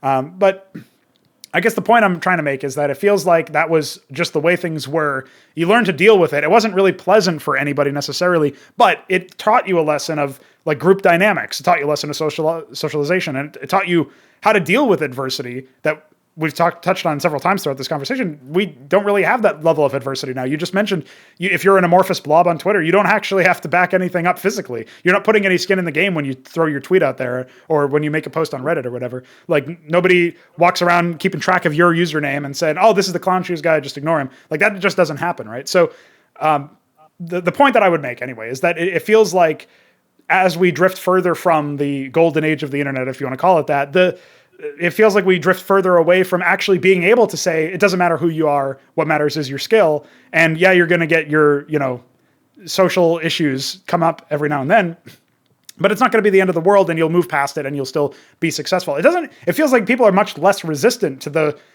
I guess, in the endemic social aspects of gaming in that respect, where if you're trying to compete in a game that's about shooting people's heads, odds are people are not going to be the most pleasant if you screw something up, or if you defeat them in the game. They're probably going to be a bit pissed off. Very rarely you're going to get somebody who's like, GG, well played, great game. I'm really happy that you were on the team and destroyed me. Like, nobody's going to say that, really. It's a visceral game. It's about, it's for the people who it's for. And that feels like we've, in that respect, we've ceded ground just to identify with the idea that actually you shouldn't have to deal with that. Because, yes, exactly. I don't know if you should or shouldn't have to deal with that. I don't even think of it in those terms. But if you're going to say that this is the way it is, and you want to come into a space that's not yours, you kind of have to adapt. You kind of have to adopt some of the values, for lack of a better term, right? It's the same thing about immigration in the same way. And it feels like nobody's interested in doing that anymore. And now, as a result, we have the ground ceded in that respect. Do you have any thoughts on the social aspect of games? I think you've nailed quite a few of the points. I mean, it really is just... it depends on the game, but I think there's that quality of a meritocracy, but also just like, I'm a big fan of Cameron Haynes, because he has that saying of like, nobody cares, work harder, like, nobody cares. Oh, he said a mean thing to you. Yeah, okay, whatever. Like, get over it, right? Oh, this thing didn't go my way. Well, did you give it your all? Did you put everything into it that you could? No? Okay, figure out what went wrong, fix it, go again. And competition, it's exactly that. It's like, I woke up with a bit of a sniffle. So what? Oh, I pulled a muscle. So what? Like, you have to, like, oh, the ref, the ref didn't call it the way that I thought he should have called it. So what? It's a part of the competition. You have to take it into account. You have to learn how to deal with things that go against you, and you have to move on and keep pushing forward, right? Because if you just bog down and focus on those details, you're not going to go anywhere. Now, whether that's by design or not, I mean, if you want to push it to the extreme, if you do manage to get everybody to regress back to an infant state where they look to you for guidance, and they are constantly scared, and they are constantly just looking for the easy path and to be taken care of. I mean, that is human nature to a certain extent. People do, look to be taken care of. But if you make it so that enough of those people are that way, then that's society, and that's where it's going to go. I'm not I feel like in gaming that we're kind of getting there, but this is the issue where I feel that's why it kind of comes back to why I appreciate CS:GO, and I appreciate there's some resilience there. It is, you're right, an unforgiving game. It is a competitive game. You're not really playing CS:GO for fun. You're playing CS:GO to win. It's not like, oh yeah, great. There isn't like, oh, we're gonna do dailies or something. It's like, no, you're gonna show up and you're gonna get 16 rounds, and if you don't get 16 rounds, you suck. And there you go, right? So trying to change that to fit your wants. The first question you should be asking yourself is like, who are you? To try and change things. Yeah, I mean, who are you and why? Why should they change? It should be, oh no, I am the new person here. What are the rules of the game? How is this game played? Okay, like, how do I perform best in this space? Okay, cool, got it. And then figure it out, right? Go forward from there. We're not there. Like that's the I feel like there is going to be like a rubber band effect where eventually the nihilism is going to be too much, and they're going to eventually have to search for meaning, and they'll find it eventually. They'll figure it out. They'll also figure out that, yeah, you need to just be tough, because if you remain a victim forever, then that's all you will always be a victim. So you need to figure out how to deal with things and overcome that. And I feel like that's why we see a lot of people, really blowing up in terms of popularity, is because they're real. They're not, they're real. They're not fake. They're pushing those kinds of messages that people really craved, that really needed to hear. I mean, that's like Jordan Peterson, like him taking off the way that he did. I mean, he was saying something that people desperately needed to hear at that point, and that's why it resonated. That's why he took off the way that he did.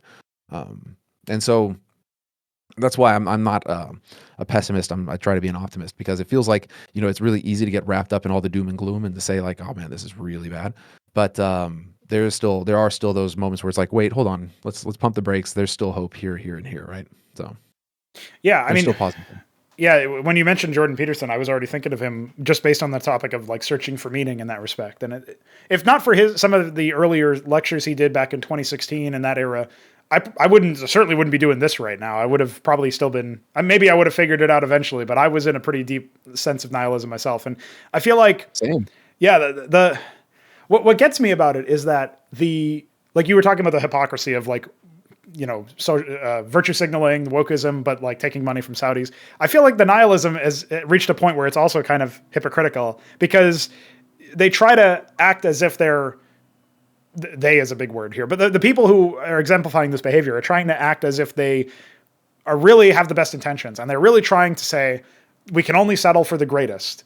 But solutionism has gotten them nowhere, basically. Like there's not a clean solution for everything. You're never going to find somebody who you agree with 100% every single time, unless I guess like everybody becomes a simulacrum. But if that doesn't happen, and we're all still individuals, we're all still humans, there's going to be so many different people here. Like there's so many different views, so many different ideas. And the idea that any one of them is going to match up 1-to-1, 100% with what you have, I don't even know why you would want that, but even if that is a goal, like you're just never going to achieve that. And the sooner you can say that, like when I bring up Jordan Peterson, some people will maybe, I'm not walking around talking about it all the time, but when I do on occasion, people are sneering like, oh, that guy, he believes in God, or, oh, he's got this flaw, or, oh, he's done this thing wrong.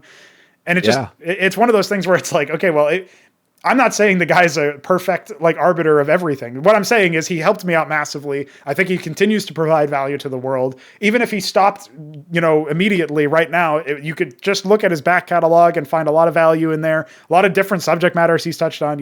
One of the people who some people say maybe he won't have a lasting impression, but at least in this generation, I feel like he's made his mark. And is somebody you even if you disagree like holistically, it still pays to be able to understand his points of view so you can argue against them when they come up in other conversations. Like he's in the zeitgeist. So the idea that, the point I was making about the nihilistic connection is that people say that they want the best, but they also won't settle for anything that's a progress towards the road. The perfect is the enemy of the good plays into this, right? It's like if you don't have somebody who's 1-to-1 exactly with what I want, my ideals, then, I'm not settling for that. But at some point, in politics, maybe you vote, I don't know, like in other realms, you make a push towards the better thing. Like going towards the better thing is worthwhile in and of itself. And it feels to me, I don't know from where you're standing, but it feels to me that like not very many people are interested in doing that unless they have some idea that yes, certainly this will be 100% exactly what I want. Like they want to go from like wherever they are now, close to 0 at the bottom, to all the way to 100. And they want to just make that one leap and be done with it. That's what it feels like to me. I don't know what you think. Yeah, no, that's exactly like you're not allowed to you have to take everybody as a whole now, or in the sense that um we're not allowed to be human anymore. It's like you make mistakes as a human. Sometimes you're going to screw up. Should that completely ruin a career? Should that completely ruin, depending on, what I'm saying is that you don't need to agree with everything that a person has done. They can have foibles. They can be imperfect because we are human beings, that we are imperfect. So, that's the thing where, I actually had had this conversation last night with a friend where, he mentioned a name and and I was like, oh yeah, I listen to him every now and again. He's like, well, I bet you just agree with everything he says. And I was just like, no, I disagree with some stuff that he has to, it's like, I think he gets it right a lot of the time, but like sometimes he says something or he omits, saying something that I disagree with because I feel like he's, not being right. Or you say, it's just, that's the real, I think you're onto something there where it's just like, everybody wants everything to be perfect because they're all really at the end of the day they're talking about utopia these days, because I feel like society, we've reached a point in the West where life is so good that we actually have to search for things to complain about. And so that's why we're regressing back to a point where, people need to find like they've done something again, right? So we're walking back civil rights, we're walking back, sexism, we're walking back all this stuff because they feel like they need to be the ones to actually achieve, whatever goal they've set out to achieve, abolishing racism or whatever, some impossible goal. So, like that's I feel like because we're always talking about utopia, right? The place that doesn't actually exist.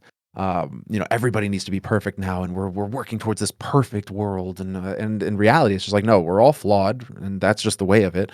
And you need to accept people, flaws included. And does that mean that you're always going to agree with them? No, you can disagree at times as well. It turns out, like, you used to have friends where, um, it's like, oh, we disagree on this point. That doesn't mean friendship over. That just means we disagree on that. Let's not talk about it. Or, we can talk about it and maybe we'll just agree to disagree. Like the number of times I had like religious friends because I was a hardcore atheist growing up, like the militant kind, the poisonous kind. And I would be just having these debates with my friend, like who was Jewish. Like I had a Jewish friend and a Christian friend, I'd be having these debates with them all the time. But, we would have the debate and then we'd be like, cool, let's go play some Smash. Like whatever, right? And I don't feel like that's as possible these days. Like I feel like now people are just like, "What? You think this? Oh, we can't possibly be friends anymore. Fuck you!" Like, oh, that's it. Delete off Facebook or whatever. I think that's really messing with people's minds. Like I think if that is like, think about it now. If you're a kid coming up in that atmosphere, how difficult it must be first to have social interaction where you can start to figure out how to socially interact with people. How do you find that balance where you can have a very close friend and agree on big issues but still be a friend? Like how do you walk that tightrope, right? Like I don't I worry for the younger generation now growing up because I don't think they're gonna know how to do that. If all of their interactions with people are transactional, essentially, like where if you live up to my standard, great, we can be friends. But as soon as you're not giving me what I want, or you say something I don't want, or whatever, for whatever reason, that's it, boom, done. Like, just imagine you're always going to be walking on eggshells. It's going to be a nightmare. You're going to be socially. I mean, you're going to be socially stunted as well. You're going to be developmentally stunted. You're not going to know how to function as a human being. So, yeah, I mean, those are issues I think like we're really going to have to struggle with going forward. And I don't know really quite the answer to that apart from again, turning back towards things that have survived over time, family, religion, like whatever. Like we need to turn back to the bedrock of our society and figure out like why it is those things influenced us the way that they did. And I feel like that's another big reason why Peterson was so popular is listening to his biblical lectures on YouTube are just wild. It's freaking it like it rewrote how I can look at things. All of a sudden I'm looking at it completely differently. It never occurred to me to even consider those ideas. We need Well, more of that. we definitely How do we do. get back to it? Yeah, his biblical lectures for me were really interesting because I was the same sort of militant atheist type, in my early teens, even late teens, and then that just developed into as I cut off more and more people from my life, from my social circle. I just fell into that nihilism that we were referencing earlier, and what helped me pull that out, it was like in some ways, it was like a reverence for an ancient text where even if you don't believe it was another thing that helped me recontextualize it is like, it's not meant to be true in the same sense that you normally think of truth. It's like, did this really happen? Well, nobody can tell you. You have to, judging by the way that we view like actual universal law, probably not, because it doesn't make any sense if some of those claims were true. Something would have had to have been fundamentally different with the universe back then. But if you think of it in a more of an analogy or more of a metaphor, you're going to get a lot farther with applying the lessons you can learn from that to your life. And I feel like that was a huge recontextualization of what could be offered by these sorts of mythological texts, right? And even if you don't believe in a religious context, it was really powerful for me as somebody who doesn't believe in the truthiness of it, but recognizes that it's valuable without necessarily having occurred exactly that way. Especially, I mean, even normal stories that are about like wars are going to get embellished. Even modern day, nobody agrees on a story anymore anyway. So that's hold true at this point, no matter what. So are you really going to start saying, well, that didn't really happen? Well, if it didn't really happen, I mean, there's tons of movies that didn't really happen. There's tons of stories in books that didn't really happen. They might still influence you in a really profound way that helps you put something into focus, put something into perspective, and without which you may have taken a lot longer to get to that same conclusion if you got there at all without it. And that was, I think, one of the biggest powers, like most powerful moments, was realizing that art and text and, creative work has a value that you can, if you impart correctly, can just impact the populace, whoever engages with it, much deeper than, I don't know, like preaching or being, a social media warrior or being a militant atheist or whatever the case may be. Like, you can change hearts and minds on a subversive level much better than, and tapping into narrative much better than you can change them by trying to display, facts and figures or something to that effect, right? And I think that you see that echoed everywhere, in esports broadcasts. You'll see that echoed in, we're talking about this titan of a man, this Herculean task or whatever. Like we reference all this stuff already, and we build up this narrative of like the hero who's made the journey and is now ready to fight, you know? And that's exactly what it was when Simple won his major last year. That was exactly what it was when all of these like these storylines, we even call them storylines, finally come to a head, and you reach the climax, and you're like, yes, that's perfect. And like even the words we use, I think, reflect that. So yeah, it's one of those things where I feel like once you realize one thing, you know, we talked about, you mentioned a traumatic experience in your past, and that helped you pierce the veil and realize, oh, well, there's a lot more to this than I thought. And suddenly all those things that I had made my mind up about don't make sense anymore. And I've got to square that circle. How do I do it? Like that happens in such a way where it's like, when you put some pieces together, when some things click, it changes everything, and it allows you to be it is accessing another level of what it means to be human, almost like when you really put it into perspective. It's not even like a higher level. It's just it can be it can be on the same plane. It's just that you happen to be on that other side of the veil now. And because that's another thing where it's like you claims to superiority or whatever. Um, it's what's I think it was Jonathan Haidt. Jonathan Haidt, I think he wrote that book, the Coddling of the American Mind. Um, and I always go back to it because it was really interesting in terms of he took it's just a table that I remember from that book where he says, you know, back in like the what was it, the 70s or the 80s, you know, these were the characteristics of your friend, and these are, you know, and so he asked students, ran a poll, you know, rate these characteristics, you know, 1 to 10, like what's most important for you in a friend. And you know, back in the 70s and 80s, it was, you know, honesty, reliability, loyalty, right, you know, all these like wisdom, you know, these character traits, right, things that you can work on, that you develop, right. And then he shows that, you know, the table where he went back to the students, you know, recently and asked them the same thing. And at the very top of it, and intelligence, the point was that intelligence ranked at somewhere around like 15th or something. Like nobody cared if you were smart. They cared if you were honest or if you were reliable or fun or something like that. But now, you know, that's shifted completely over where somehow we've managed to change it to intelligence being the number one thing that that students want in their friends. They want smart friends, and that's the character trait that matters most now. And I noticed this recently, at least when I have conversations with people, where if we disagree, they immediately start, you know, using that as the weapon to attack you with, like, "Oh, you're an idiot," or, you know, or "I'm just smarter than you," or whatever. And as if that would make you better in any way, shape. It's like, okay, you have a higher IQ, fascinating. You can solve a puzzle faster than me. That's great. Does that make you morally superior to me? Does that make you right or wrong in this particular context? Like, you know, what's important is whether or not the person is smart, and whether they're intelligent, and whether, you know, like these sorts of things, right? What are their degrees? You know, like as if those mattered at all. It's a really that's a really fascinating shift. Now that like I don't feel like you're aware of it until you experience it, and then all of a sudden you see it everywhere, and it feels like it comes into a lot of these conversations now where you know, it's just like, oh, you reach a point of contention, oh, I'm smarter than you, or you're an idiot for believing that, or whatever, and it's just like, like when did that happen? What is that? What is this shift over? Because it's much more interesting. Like intelligence and wisdom. Like I would take wisdom over intelligence any day of the week. Now, if you think about it, you'd much rather have a loyal friend or an honest friend, a wise friend than an intelligent one per se. You know, because the intelligent one, sure, maybe he can help me do my taxes or something. But like, you know, like, is he going to lie to me about whether or not you know, he drank the last beer in the fridge? Like I don't know what the hell's going on. But you know what I mean, right? Like I would much rather have a wise, honest friend than an intelligent one per se.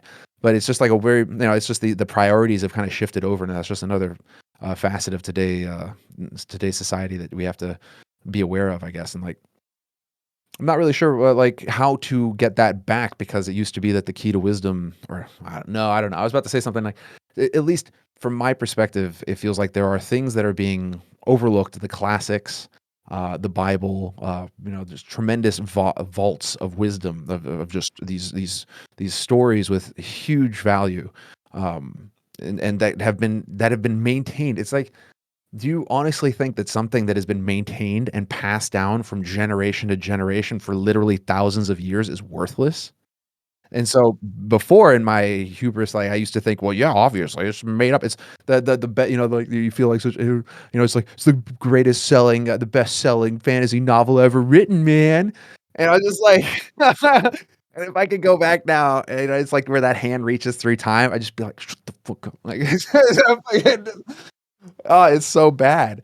Because if you just think about it for a second, it's like something has survived that long. There has to be, you don't write that off. There has to be value. It's like the Greek stories as well, the poems, etc., the epics, like those don't survive for that long for no reason. There has to be value there. And so we need to be turning back to those and finding out and figuring out why. What is it that what is it that they contain that is so important that they have survived this long, and not to take the easy road out and to just write them off as irrelevant. Um, I think that's probably one of the very big reasons why we're struggling as much as we are today as a society.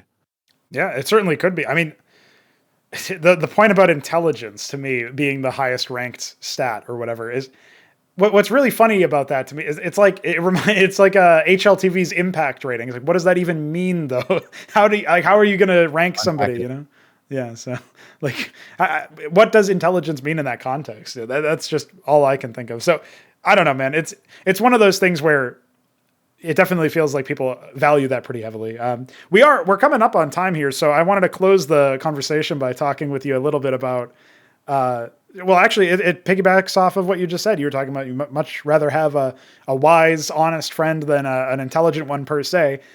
Throughout all of your years within the broadcast talent of Counter-Strike and other esports, right?